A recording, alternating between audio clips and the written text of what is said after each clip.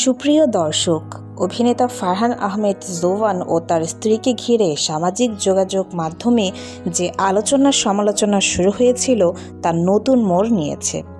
মেরিল প্রথম আলো পুরস্কার অনুষ্ঠানে জোবানের স্ত্রী উপস্থিতির পর থেকেই তাকে নিয়ে নানা ধরনের ট্রল, কটূক্তি ও নেতিবাচক মন্তব্য ছড়িয়ে পড়ে নেট দুনিয়ায়। বিষয়টি নিয়ে দীর্ঘ সময় নীরব থাকার পর অবশেষে মুখ খুলেছেন জোবানের স্ত্রী। তিনি ইঙ্গিতপূর্ণ বার্তায় জানিয়েছেন, কাউকে না জেনে বা না বুঝে ব্যক্তিগতভাবে আঘাত করা ঠিক নয়।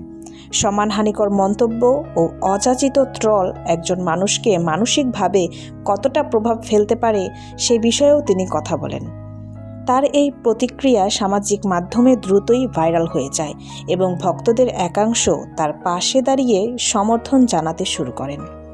অন্যদিকে অনেকে মনে করছেন, একজন পাবলিক ফিগারের পরিবারকে নিয়ে এভাবে কটাক্ষ করা একেবারেই গ্রহণযোগ্য নয়। সব মিলিয়ে এবার আলোচনার কেন্দ্রবিন্দুতে উঠে এসেছে ফারহান আহমেদ জোবানের স্ত্রী। তো ভিউয়ার্স, এই বিষয়ে আপনার কি মতামত? অভিনেতা জোবানের স্ত্রীকে আপনার কেমন লাগে? কমেন্টে জানাতে ভুলবেন না। সবাই ভালো থাকবেন। ধন্যবাদ।